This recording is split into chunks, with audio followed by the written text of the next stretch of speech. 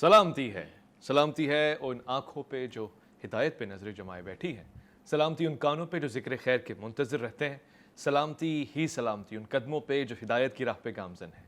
السلام علیکم ورحمۃ اللہ وبرکاتہ۔ تمام تعریفیں خدائے بزرگ برتر کے لیے جو وحد لا شریک ہے، نہ کوئی ثانی ہے نہ کوئی ہمسر ہے، وہ بے مثل ہے، بے نظیر ہے۔ درود لامحدود محبوب رب الودود، راحت العاشقین مراد المشتاقین، حضرت محمد مصطفیٰ، آپ کی آل پاک، آپ کے جانثار انصار اور اصحاب پر۔ عزیزان من، آپ دیکھ رہے ہیں الف لام میم، میں آپ کا میزبان محمد اویس ربانی تہہ دل سے آپ کو کہتا ہوں خوش آمدید۔ پروردگار کا بڑا شکر احسان ہے کہ اس نے ہمیں عزت کے ساتھ، محبت کے ساتھ اور رزق روٹی عطا فرمائی ہے، خیر کے راستوں سے، شر سے بچا کے رکھا ہے۔ اس نے ہمیں دین اسلام جیسا ایک ایسا دین عطا فرمایا ہے کہ جس میں ہدایت بھی ہے، برکت بھی ہے، خیر بھی ہے، عزت بھی ہے۔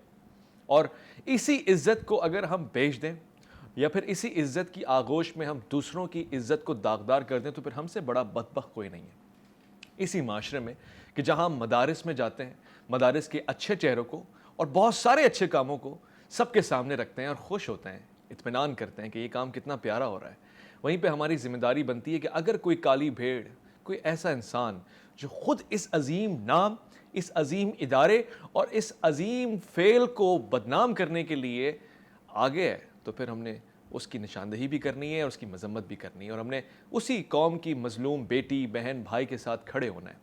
میں پروگرام کے آغاز پہ ایک واقعہ آپ کے سامنے پیش کر رہا ہوں۔ غالباً راولپنڈی کا یہ واقعہ ہے، 3 سے 4 دن ابھی اس کو گزرے ہیں۔ 16 سال کی لڑکی ہے، مسکان نام ہے، اور اس کو ایک شخص نے جو اسلام کے روپ میں ہے، مولویوں کے لبادے میں ہے، مگر ذلت اس کے چہرے پہ چھائی ہوئی ہے۔ اگر یہ کیس سچا ہے، مبینہ طور سے ظلم و زیادتی کا نشانہ بنایا، اور ساتھ میں وہ اساتذہ بھی شامل تھے جو خواتین پڑھانے والی ٹیچرز ہیں، انہوں نے نشہ آور چیزیں پلائیں اور اس کے بعد لڑکی بے ہوش ہو گئی۔ معاملہ کچھ بڑھ گیا، ابھی بھی لڑکی کے انٹرویوز آ رہے ہیں، کورٹ تک معاملہ جائے گا۔ مجھے پوری تسلی ہے، مجھے یقین ہے کہ یقیناً سارے کے سارے شعبے ایسے نہیں ہیں، نہ ہی سارے مدارس ایسے ہیں، اور مجھے یہ بھی میرا دل کہتا ہے کہ یہ واقعہ جھوٹا بھی ہوگا، اللہ کرے یہ جھوٹا ہو۔ مگر اگر 2 صورتحال نکال لیتے ہیں، اس میں سے 2 زاویے نکال لیتے ہیں۔ پہلا زاویہ یہ ہے کہ یا تو یہ واقعہ جھوٹا ہے، تو پھر وہ لڑکی جو مدرسے میں پڑھ رہی ہے، جو طالب علم ہے، جس کو دین کے علم کے لیے بھیجا گیا ہے، وہ شرم کا باعث بن جائے گی، وہ بہت سارے اسٹوڈنٹس کو ڈسکریج کرے گی کیونکہ وہ خود اپنے اساتذہ پہ الزام لگا رہی ہے، یا پھر وہ ایسے سنہرے کام پہ الزام لگا رہی ہے جس کو ہم آئیڈیل کرتے ہیں، اطمینان کرتے ہیں کہ پاکستان کا ایک نام ہے مدارس کے اوپر، سب سے زیادہ بڑے اعزاز ہمارے لیے یہی ہے۔ اور اگر دوسرا چہرہ دیکھیں کہ اگر وہ لڑکی سچ کہہ رہی ہے اور یہ استاد، نام نہاد استاذ، اس طرح کے کام میں ملوث ہے، تو پھر تھوکنے کا دل کرتا ہے، اور دل کرتا ہے کہ ایسے لوگوں کو سر عام ٹانگ دیا جائے جو کہ بدنامی کا باعث بنتے ہیں۔ ہم اس پہ آج بات بھی کریں گے، آپ کے سوال جواب بھی لیں گے۔ میرے پاس انتہائی قابل احترام شخصیات تشریف فرمائے جن سے میں ہمیشہ اطمینان کے ساتھ، تحمل کے ساتھ وہ آراء لیتا ہوں جو عام آدمی کے لیے دینا بڑا مشکل ہے، کیونکہ وہ سوچتا ہے کہ لوگ کیا سوچیں گے، مگر یہ لوگ یہ سوچتے ہیں کہ اللہ رب العزت نے کیا کہا ہے، اس کا فرمان کیا ہے۔ میں خوش آمدید کرنا چاہتا ہوں ڈاکٹر عامر عبداللہ محمدی۔ السلام علیکم ورحمۃ اللہ، کیسے مزاج ہیں؟ جی اللہ کا شکر، میں آپ کو خوش آمدید کہتا ہوں۔ ساتھ ساتھ ہمارے پاس ایک اور شخصیت تشریف فرمائے، میں خوش آمدید کرنا چاہتا ہوں مفتی عبدالقادر ہزاروی کو۔ السلام علیکم ورحمۃ اللہ۔ وعلیکم السلام ورحمۃ اللہ۔ ڈاکٹر صاحب، یہ واقعہ آپ کے سامنے ہے پنڈی کا، اور مجھ گناہ گار نے اسی سال اس طرح کے بدتدریج بہت سارے واقعات دیکھے ہیں، یہ بھی ایک واقعہ سامنے کھڑا ہوا ہے۔ کیا دیکھ رہے ہیں، یہ ہو کیا رہا ہے؟ کیا واقعی ہم اس قدر گر گئے ہیں کہ جو سب سے اچھا شعبہ ہے اس میں سب سے گھنونی حرکت ہو رہی ہے؟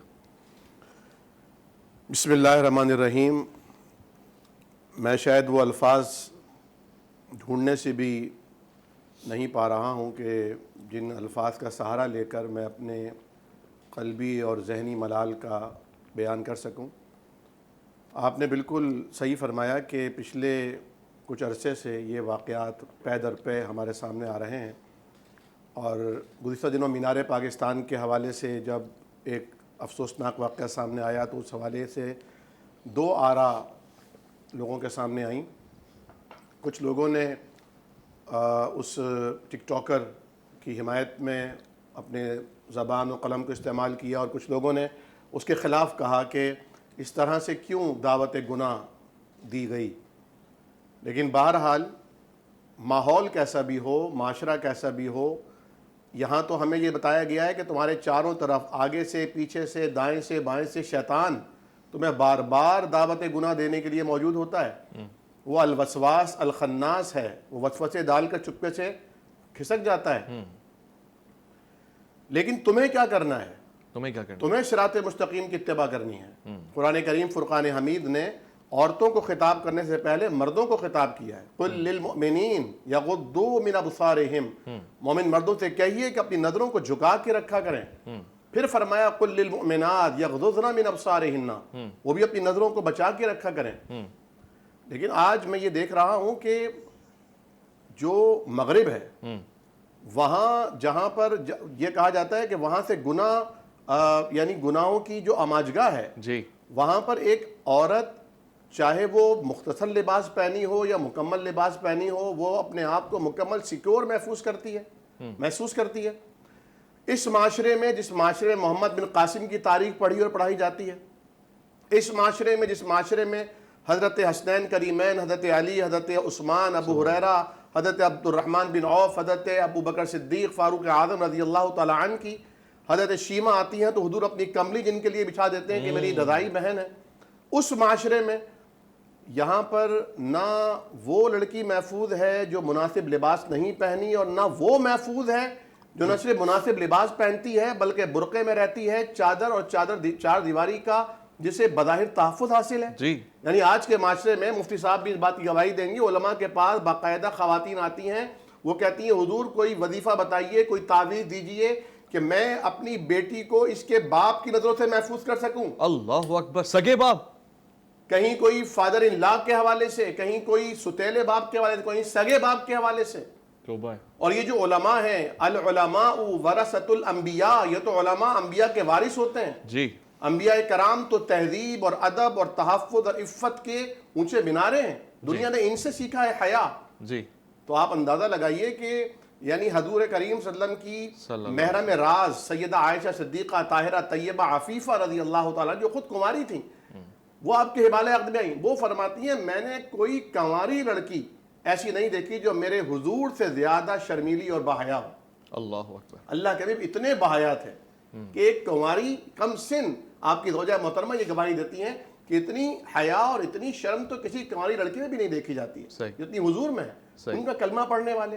اور پھر آپ دیکھیے کہ یعنی یہ مجھے وہ الفاظ نہیں مل رہے کہ جن الفاظ تو ماشاءاللہ قادر الکلام ہیں، آپ کے سامنے الفاظ قطار باندھ کر آتے ہیں، لیکن میں طفل مکتب میں بہت ہی یعنی اس وقت عجیب کیفیت سے دوچار ہوں. اور میں یہ آپ کے اس فورم کی وساطت سے اپنے تمام اکابرین سے جن کا تعلق تمام مکاتب فکر سے ہے، خواہ وفاق المدارس الشیعہ ہو، وفاق المدارس السلفیہ ہو، تنظیم المدارس پاکستان ہو، وفاق المدارس العربیہ ہو، یا رابطۃ المدارس پاکستان ہو، یا ابھی جو نئے مدارس وفاق قائم ہوئے، ان سب سے کہ جو محتمم حضرات ہیں، بزرگ ہیں، رؤساء ہیں، میں ان کی خدمت میں 10 بستہ گزارش کروں گا کہ کم از کم جو بنات کے مدارس ہیں انہیں آپ ہاسٹل سے پاک کیجئے. اچھا، ویسے بھی ایک لڑکی ایک بہترین ماں بننے کے لیے اسے پڑھایا جاتا ہے، صحیح، ایک بہترین مربیہ بنانے کے لیے اسے پڑھایا جاتا ہے. وہ جب تک اپنے گھر میں نہیں ہوگی، اپنے والد، اپنی والدہ، اپنے چھوٹے بہن بھائیوں کا وہ ماحول نہیں دیکھے گی، وہ ان کی کیسے تربیت کر سکتی ہے؟ وہ روزانہ دینی تعلیم حاصل کریں، گھر آئیں، گھر میں رہیں. لیکن یہ جو ہاسٹل کا نظام ہے، کیونکہ اسلام میں یہ بات انتہائی ناپسندیدہ ہے کہ نامحرم خواہ وہ بزرگی کیوں نہ ہو. اچھا، لیکن نا حضور کریم صلی اللہ علیہ وسلم تو پوری امت کے روحانی والد ہیں. صحیح، آپ نے خود فرمایا ہے کہ انا لکم بمنزلۃ الوالد اعلمکم، میں تمہارے لیے والد کے درجے پر ہوں، تمہیں پڑھاتا ہوں. ٹھیک. لیکن آپ سے بیعت لینے کے لیے جب ایک خاتون آئیں اور انہوں نے اپنا ہاتھ چادر سے آگے بڑھایا، حضور نے فرمایا اپنا ہاتھ پیچھے کھینچ لو، انی لا اصافح النساء، میں کسی عورت سے مصافحہ نہیں کرتا. کتنی بڑی بات ہے. کہ آپ تو نبی ہیں. اس سے پیارا رشتہ کس کا ہو سکتا ہے اور اس سے زیادہ معتبر انسان کون ہو سکتا ہے؟ آج تو ہم جتنے بھی معتبر ہو جائیں فوراً سے لڑکی کے سر پہ ہاتھ بھی رکھتے ہیں، سینے سے بھی لگا لیتے ہیں. جب رسول جیسا رشتہ نہیں کر رہا تو پھر آپ کی کیا اوقات ہے؟ مفتی صاحب یہاں پہ میں آپ کی توجہ چاہتا ہوں کیونکہ آپ بھی اسی راہ کے مسافر ہیں، آپ نے مدارس کو بہت گہری نگاہ سے دیکھا ہے، آپ خود بھی اسے تعلیم و تربیت پا چکے ہیں، اب آپ دیتے بھی ہیں. لوگ انگلی اٹھا رہے ہیں اور دکھ مجھے ہو رہا ہے، لوگ میں کتنی مرتبہ کے کیسز آپ کے سامنے رکھوں مجھے شرمندگی ہو رہی ہے، کیونکہ میں جانتا ہوں اس طبقے سے جڑے ہوئے لوگ وہ ہیں جو مخلص ہیں، جو انتہائی کم فیسز میں یہاں گزارا کر رہے ہیں، جن کو کچھ بھی نہیں مل رہا ہے، اللہ کے لیے کھڑے ہوئے ہیں، اللہ کے لیے روزی روٹی سب چھوڑ چھاڑ کے دنیا کی عیش و عشرت مدارس کی خدمت کر رہے ہیں۔ مگر انہی لوگوں میں ایسے لوگ آ گئے ہیں، اور اب آپ کے سامنے یہ کیس ہے، خواتین کے ساتھ 16 سال کی لڑکی ہے زیادتی کا نشانہ بن رہی ہے، اور بتدریج یہ کیسز ہمارے سامنے آ رہے ہیں۔ کیوں؟ کیا وجہ ہے؟ لوگ حواس باختہ ہو گئے، پاگل ہو گئے، ہوس اتنی چھا گئی ہے کہ اب اسلام کے لبادے میں بھی اس کا قابو نہیں ہو رہا۔ بسم اللہ الرحمن الرحیم، انما یخشی اللہ من عبادہ العلماء، آمنت باللہ صدق اللہ مولانا العظیم، صلی اللہ علی النبی الامی الرؤوف الرحیم۔ بہت شکریہ جناب اویس صاحب پروگرام میں مدعو کرنے کا۔ یقیناً جو آپ نے سوال اٹھایا ہے یہ بڑا اہم ہے، لیکن قرآن کریم نے جا بجا یہ فرمایا کہ اللہ نے خیر کو بھی پیدا کیا اور شر کو بھی پیدا کیا، اور اللہ تعالیٰ خیر اور شر کو پیدا کرنے کے بعد عملی طور پر یہ دیکھنا چاہتا ہے کہ کون خیر کی طرف ہے اور کون شر کی طرف ہے، تاکہ سزا اور جزا جو ہے اس کا فیصلہ کیا جا سکے۔ جہاں تک آپ کے سوال کا تعلق ہے، میں نے جو آیت پڑھی ہے کہ علماء ہی اللہ سے ڈرتے ہیں، بنیادی بات یہ ہے، چاہے وہ اسکول ہو یا کالج ہو، بندہ پروفیسر ہو یا معلم ہو یا مسجد کا قاری ہو یا کوئی بھی مولوی ہو، جب تک اس کے اندر خشیت الہی نہیں ہوگی تو کچھ بھی نہیں ہوگا۔ بالخصوص علماء کی آپ لاکھ تعریف کریں کہ علماء کتاب دان کو کہتے ہیں، لیکن میری نظر میں جس طرح کہ آپ نے فرمایا کچھ عرصہ پڑھتے پڑھاتے ہو گیا ہے، ہم نے یہ سمجھا ہے کہ عالم اس کو کہتے ہیں کہ جس کے دل میں خشیت الہی ہو، اور قرآن کریم نے بھی عالم کی یہی تعریف کی ہے۔ اور پھر دوسری بات یہ ہے کہ دوسرے مقام پہ آتا ہے وَلَا تَقْرَبُوا الزِّنَا إِنَّهُ كَانَ فَاحِشًا، زنا کے قریب بھی نہ جاؤ۔ اور زنا کے قریب جانے سے مطلب کیا ہے کہ جب آپ اپنی جوان بچی کو، پہلے تو میں کہوں گا کہ آپ اس قابل بنیں کہ فرائض علوم سیکھیں کہ آپ اپنی بچی کو خود پڑھائیں، صحیح، اور نہیں تو آپ کی برادری کے اندر کوئی ایسا محرم ہو جو عالم دین ہو، آپ اس کے پاس بھیجیں۔ ہاں، اگر آپ مدارس کے اندر اپنی بچی کو بھیجنا چاہتے ہیں، انہیں پڑھانا چاہتے ہیں، تو کم سے کم اچھے اور برے کی تمیز تو کریں۔ جس طرح آپ نے خود فرمایا کہ اس میں جو سہولت کار بنی ہے وہ ایک خاتون بنی ہے، تو اب مسئلہ یہ نہیں ہے کہ علماء نے یہ کام سر انجام دیا، وہ جیسا بھی مولوی تھا، اس میں بات نہیں کرنا چاہتا، لیکن میرے لیے دل کو ہلا دینے والی بات تو یہ بھی ہے کہ ایک خاتون جو ہے وہ سہولت کار بن رہی ہے۔ تو بنیادی طور پر ہمارے اسکولوں میں، ہمارے مدارس میں سمجھتا ہوں علم تو ہے، لیکن اخلاق اور تربیت کی کمی ہے۔ ڈاکٹر صاحب کی اس بات سے اتفاق کرتے ہیں گرلز ہاسٹل ہونے چاہیے، مدارس میں ہونے چاہیے؟ جی، بہت سارے ایسے مدارس ہیں جن کو میں جانتا ہوں، وہاں بڑی اچھی تعلیم ہے، جیسے بیرہ شریف کے اندر ہے، طاہر القادری صاحب کے ہاں، ضیاء العلوم میں ہے۔ اگر کوئی ایسی جگہ ہے کہ جہاں پر مرد حضرات کا آنا اور جانا بالکل کوئی امکان ہی نہیں ہے، تو میرے خیال سے خیر سے محروم نہیں کرنا چاہیے۔ اور اس میں ایک اور پہلو بھی ہے کہ ہم نے یہ بھی دیکھا ہے کہ بہت ساری ایسی یتیم بچیاں بھی ہیں کہ جو کہ اپنے رشتہ داروں کی خدمت کے لیے ہی رہ جاتی ہیں، اور پھر وہ اسی میں لگا لیتے ہیں، ان کو آزمائش میں ڈال دیتے ہیں۔ بہت سارے مدارس کے اندر ایسی بچیاں بھی ہیں کہ جو اپنے بہتر مستقبل کے لیے پڑھ رہی ہیں۔ اگر کہیں پردے کا انتظام ہے تو پھر میرے خیال میں ہم اس خیر سے دور نہیں کر سکتے۔ آداب کے ساتھ میں ڈاکٹر صاحب سے اس معاملے میں اختلاف کروں گا۔ اور جہاں اگر یہ پردے کا بندوبست نہیں ہے تو پھر مسجد میں جا کر عورت کو نماز پڑھنے سے منع کیا گیا ہے۔ تو پھر چاہے جائے کہ آپ مدارس میں بھیجیں یا رات کو آپ وہاں چھوڑیں۔ بات یہ ہے کہ وہ لوگ کیسے ہیں، واہ واہ واہ واہ، خوبصورت آپ ان لوگوں کو دیکھیں۔ نبی صلی اللہ علیہ وسلم نے تو عورتوں کو یہاں تک فرمایا ہے کہ لا تمنعوا اما اللہ مساجد اللہ، اللہ کی باندیوں کو، اللہ کی بندیوں کو اللہ کے گھروں میں جانے سے مت روکو۔ آپ کہہ رہے ہیں روکا ہے، وہ حضرت نے اختلاف کیا، بحث ادب احترام میں بھی اختلاف کروں گا، حضور نے تو نہیں روکا۔ البتہ عائشہ نے یہ فرمایا تھا کہ اگر حضور کریم صلی اللہ علیہ وسلم آج ہوتے، تمہیں دیکھتے اس حالت میں کہ تم اس طرح جا رہی ہو، تو تمہیں روک دیتے، لیکن اما عائشہ نے بھی خود نہیں روکا، کیونکہ روکنے کا استحقاق حضور کا تھا، وہ دور ختم ہو چکا تھا۔ بہت خوب۔ یہاں پہ میں ایک مختصر سے وقفہ لے لوں، جو ہے صحابہ کرام کے جو اقوال ہوتے ہیں اس پر بھی حدیث کا اطلاق ہوتا ہے، اس روح سے ہم نے بات کی ہے۔ ٹھیک ہے، میں اس سے وضاحت چاہوں گا آپ سے، کیونکہ اب یہاں پہ ایک موقف یہ ہے کہ جب خواتین کے لیے مسجد میں آنے سے ممانعت ہے تو پھر مدارس اور ہاسٹل لائف کیا چیز ہوتی ہے؟ مگر وہیں پہ دلیل یہ آ رہی ہے کہ جی ممانعت تو نہیں ہے، روکا تو آپ نے اور میں نے، یا پھر کسی بزرگ نے بھی روکا۔ اس سے بات کریں گے، لوٹ کر آئیں گے، کیونکہ آج میرا دل چاہ رہا ہے کہ اقبال کے اس مصرعے کو تو کم سے کم پڑھوں کہ گلا تو گھونٹ دیا اہل مدرسہ نے تیرا، کہاں سے آئے گی صدا لا الہ الا اللہ۔ کیا واقعی یہ وہ مدارس ہیں یا پھر کوئی اور بات ہے؟ مختصر وقفہ الف لام میم میں آپ کا انتظار۔ الف لام میم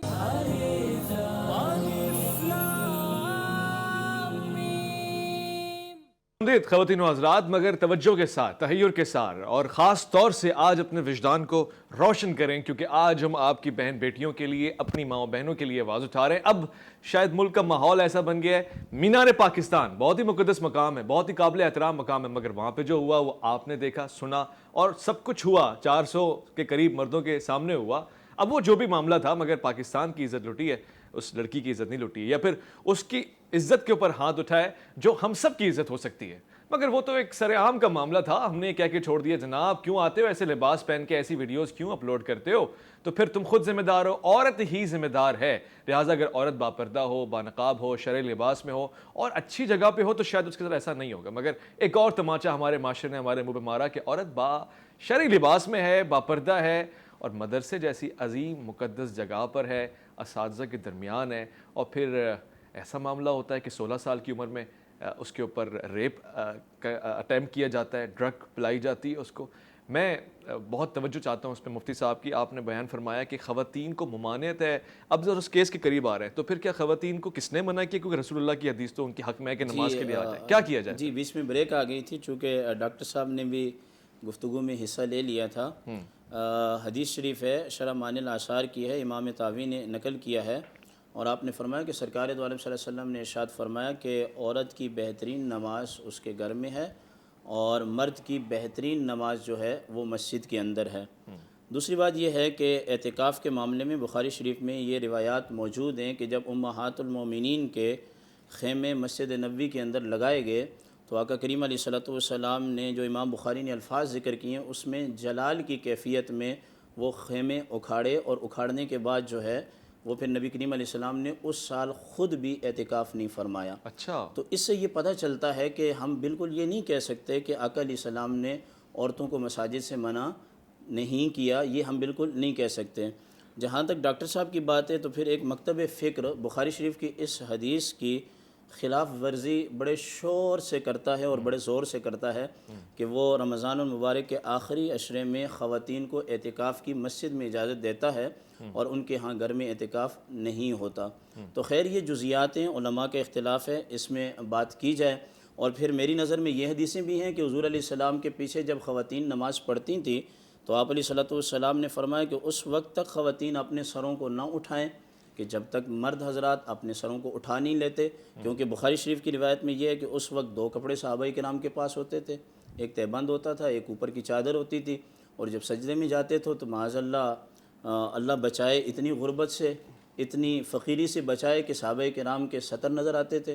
ایک حدیث میں تو یہاں تک آیا کہ ایک خاتون گزری تو ایک صحابی نماز پڑھا رہے تھے، ان کا سطر نظر آ رہا تھا، فرمایا کچھ کر کے ان کو کپڑے تو پہناؤ، بہت کم سن تھے۔ جی ان کے کپڑے تو پہناؤ۔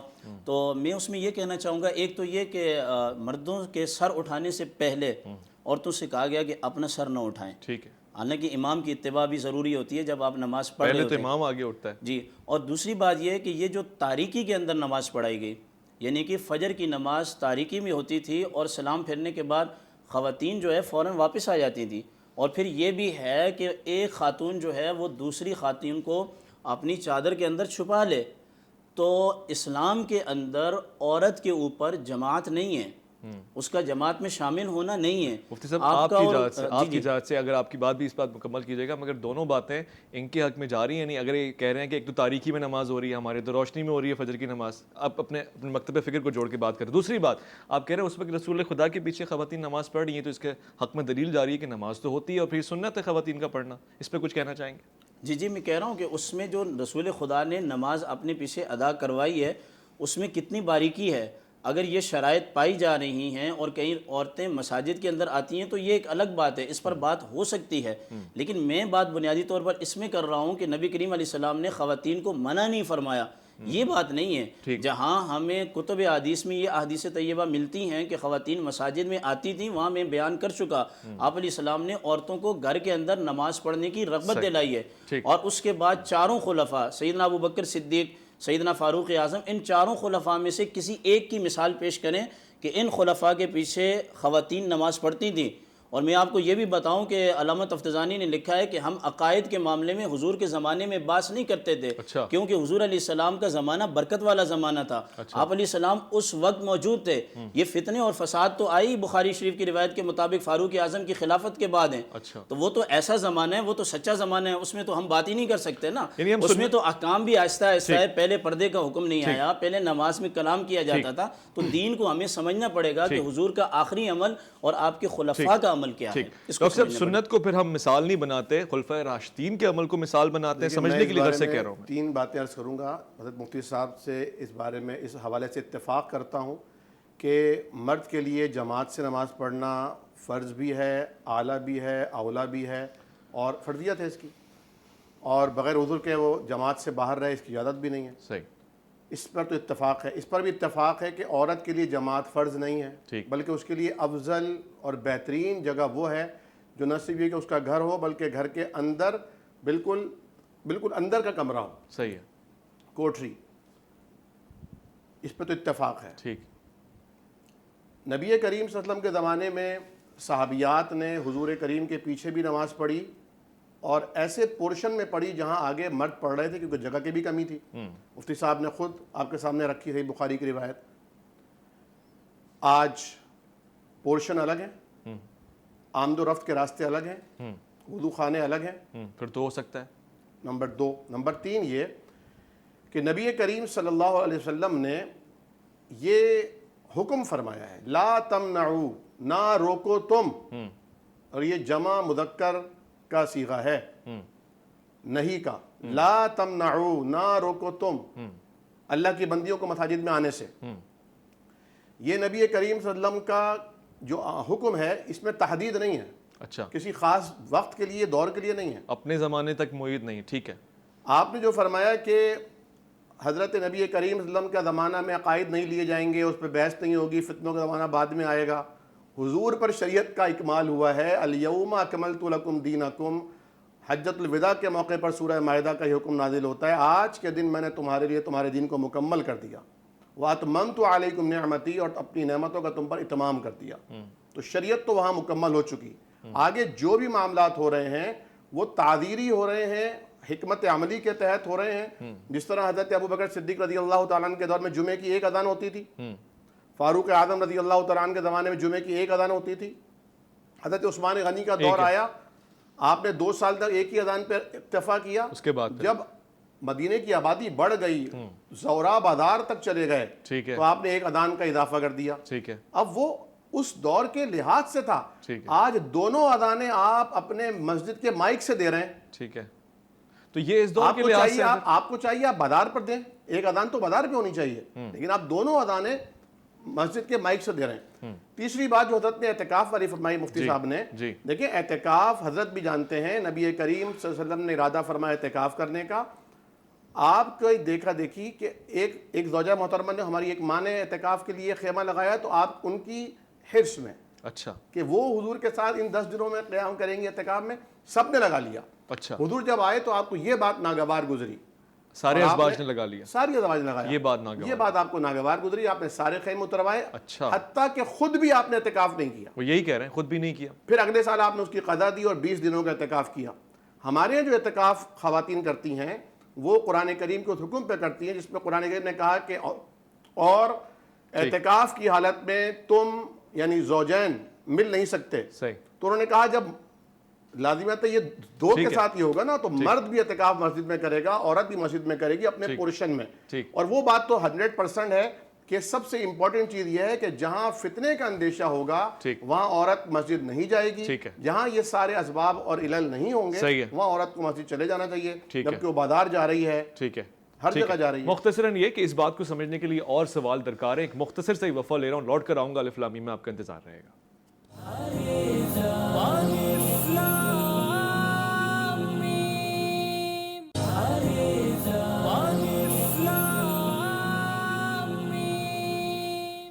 خوش آمدید خواتین و حضرات، میں آپ کو یہ بات صرف دہرانے کے لیے بتانا چاہتا ہوں کہ اتنی پیاری جگہ ہے، اس سے پیاری جگہ اور ہو کیا سکتی ہے۔ حرمین شریفین ہے، وہاں پہ اگر خواتین تشریف لائیں، اجازت دے رکھی ہے، مگر محرم کے ساتھ آئیں اور محرم جب لے کر آئیں گی اتنی پیاری جگہ پہ تو اس کا مطلب ہے خدا نے ایک خاص احترام رکھا ہے تاکہ ان کا خیال رکھا جائے.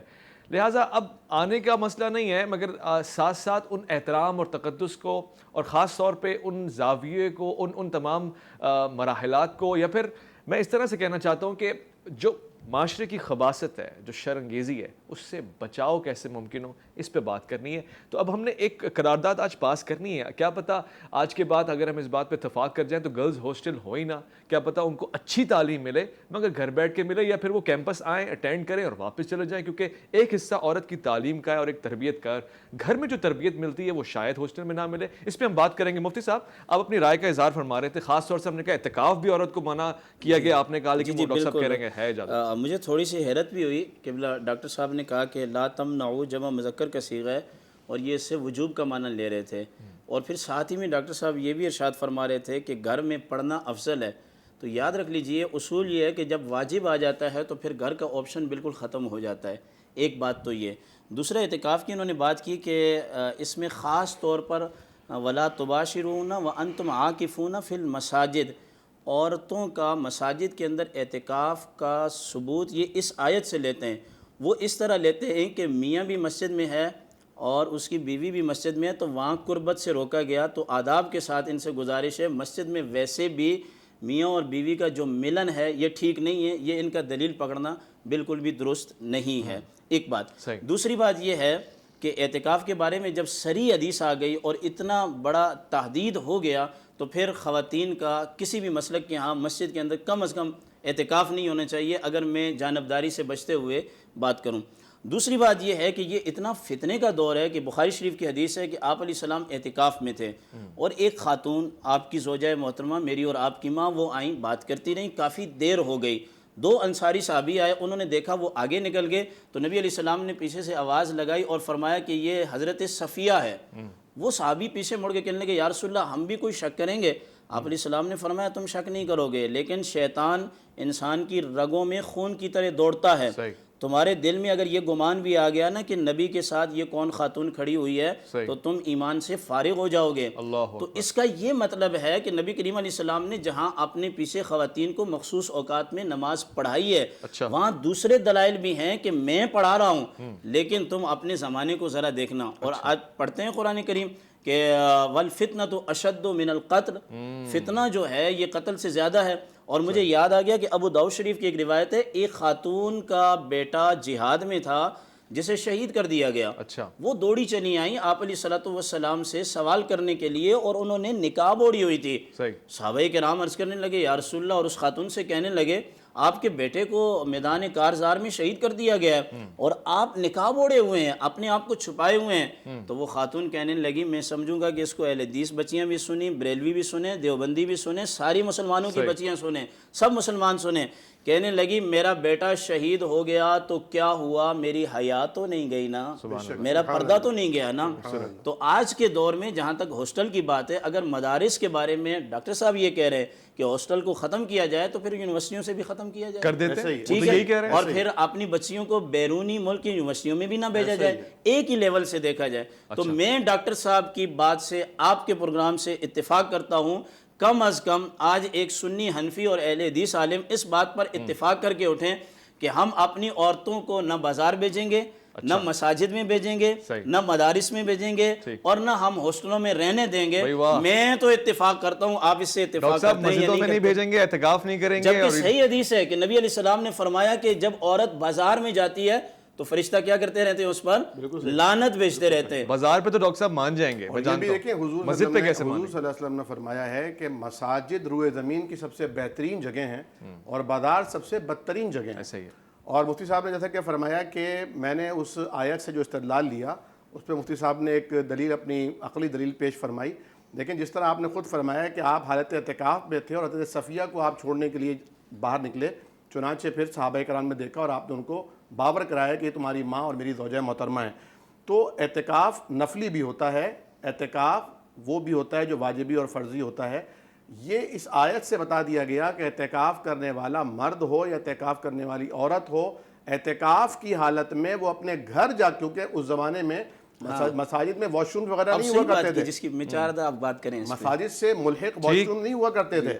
ٹھیک آپ اپنی ضرورت یعنی قضائے ضرورت کے لیے آپ جا سکتے ہیں اپنے گھر پر، یہ فقہ کا مسئلہ ہے. ٹھیک تو یہ پابندی عائد کر دی. ٹھیک میرا کہنے کا مطلب یہ تھا کہ اگر اللہ کے حبیب صلی اللہ علیہ وسلم نے خود نماز پڑھائی ہے اور آپ نے یہ بھی فرمایا کہ تمہاری افضل نماز اور اعلیٰ نماز وہ ہوگی جو تم اپنے گھر کے اندر پڑھو گی، ٹھیک اس سے آپ نے عورتوں کے لیے ایک میسج دیا کہ بہترین نماز وہ ہے جو تم پبلک سے ہٹ کر پڑھو گی. صحیح.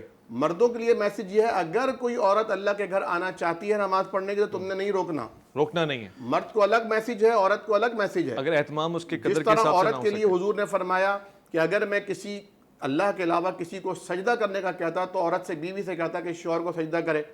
مرد کے لیے کیا فرمایا؟ خیرکم لأہلہ وانا خیرکم لأہلی. تم میں بہترین وہ ہے جو اپنی بیوی کے حق میں بہترین ہے. ایسا ہی تو یہ اس طرح ایک سوال، آخری سوال ہے، 1 منٹ میرے پاس رہ کے. ڈاکٹر صاحب ہم تو ہر چیز کو سنت کے آئینے میں دیکھتے ہیں اور اگر سنت سے وہ کام ثابت ہے تو پھر ہمیں کرنے میں فخر محسوس ہوتا ہے. خواتین کے لیے مدارس میں پڑھنا، امہات المومنین ازواج مطہرات میں سے کسی سے بھی ثابت ہے؟ کوئی بھی ایک ایسا مثال ہم کہیں کہ وہ کوئی ایسا تھا جو مدرسے سے پڑھ کے آئے، کوئی مثال ہم دے سکتے ہیں؟ اس زمانے میں جو مدارس تھے، ایک تو اصحاب صفہ جو صفہ کے اوپر آگے پڑھا کرتے تھے، باقی مسجد نبوی میں صحابہ کرام کے حلقات لگا کرتے تھے. اما عائشہ رضی اللہ تعالیٰ عنہ سے بھی خود صحابہ کرام آ کر پڑھا کرتے تھے. اور صحیح بخاری میں آتا ہے کہ صحابیات نے حضور کریم سے درخواست کی تھی کہ یا رسول اللہ ہمارے لیے بھی آپ کچھ وقت مختص فرمائیے، کوئی پیریڈ ہمارے لیے بھی ہونا چاہیے. تو آپ نے ان کے لیے بھی ایک دن مختص فرمایا تھا ہفتے میں اور آپ ان کو جا کے پڑھایا کرتے تھے. تو اس سے استدلال لیا گیا ہے.